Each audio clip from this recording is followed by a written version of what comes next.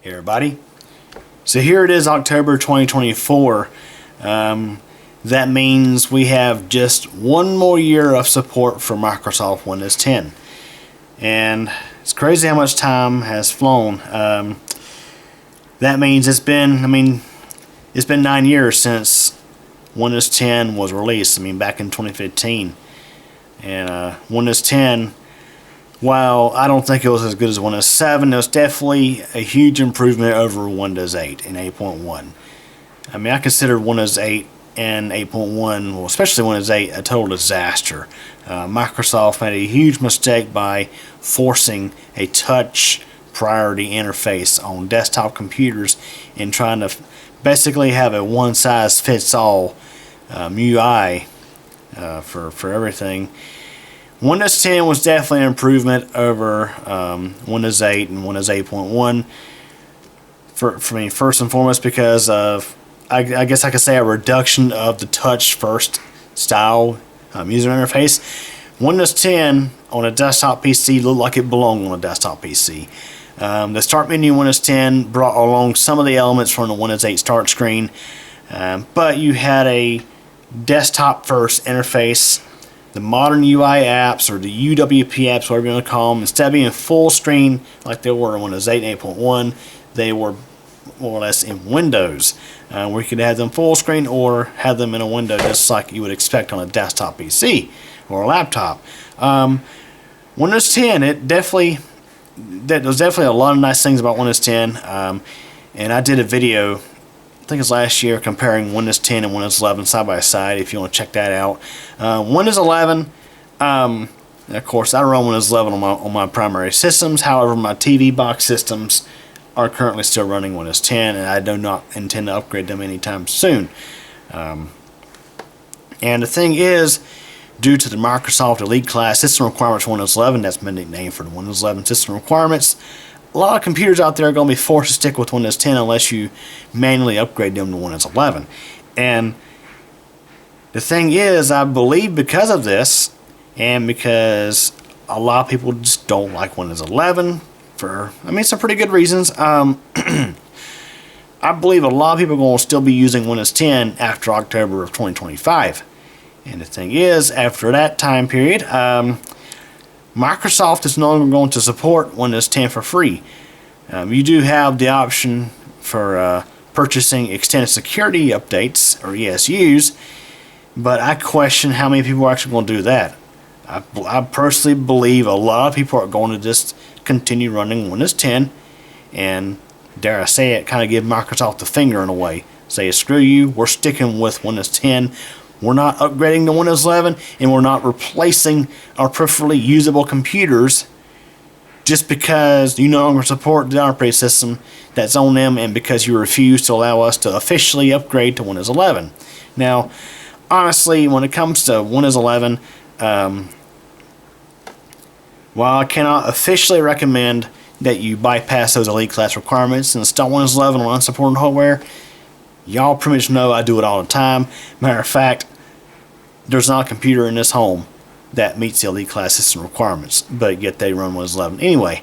Now, my computer at work, the PortaCube system, does in fact meet the Elite Class requirements. Now, the funny thing is, the IT at my work, which I'm going to keep anonymous, they have chosen to upgrade their computers to Windows 11, and these computers date back to 2012.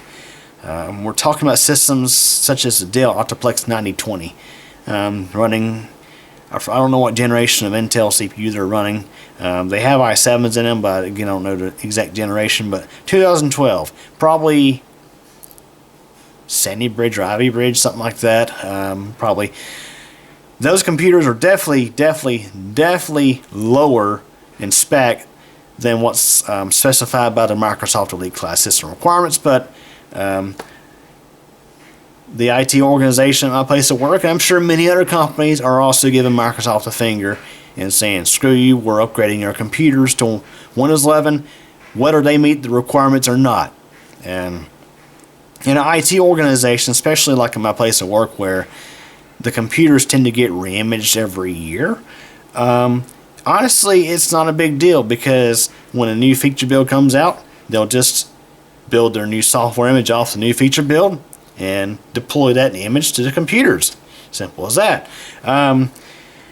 The thing is, though, with home users, it's a little more tricky because, of course, Windows 11, when you install it on unsupported hardware, it will not update itself to the next feature build. And that's one thing that may, I say, be discouraging people from upgrading Windows 11, or discouraging techs from putting Windows 11 on computers for customers, because there's a chance that the computer will not get updated and end up out of support. But honestly, the thing is, with Windows 11 24H2, you can run Windows 11 on a lot of computers that don't meet the elite class requirements. Now, there are some computers, and we're talking about systems from 2010, roughly. Phenom 2 6-core on the AMD side of things, Intel Core 2 Quad on the Intel side of things, that will not support Windows 11 24H2 due to not having, what was it, SSE 4.2 or POP CNT.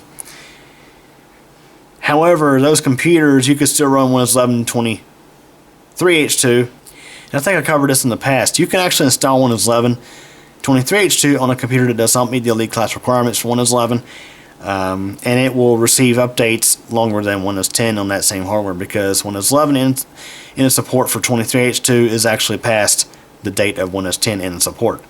So, all that being said,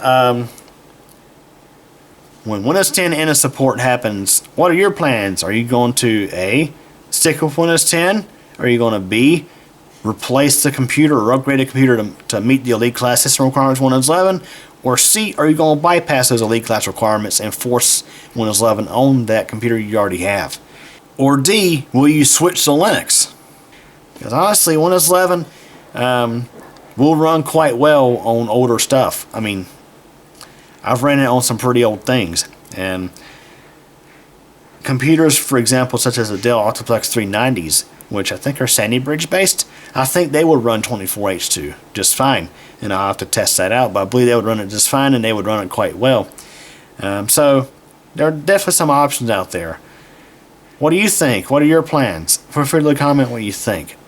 So anyways, hope you enjoyed this video. Thanks for watching. Hey everybody, thanks for watching this video from CubeCreator channel. If this is your first time, please subscribe to the channel and tick the bell so you get notified of a new video I post. Please like this video if you enjoyed it, leave a comment, and share this video as well as the channel with your friends to get the word out. In addition, I have a second YouTube channel, that's CubeCompMTDX. Again, I hope you enjoyed this video, and thank you so much for your support.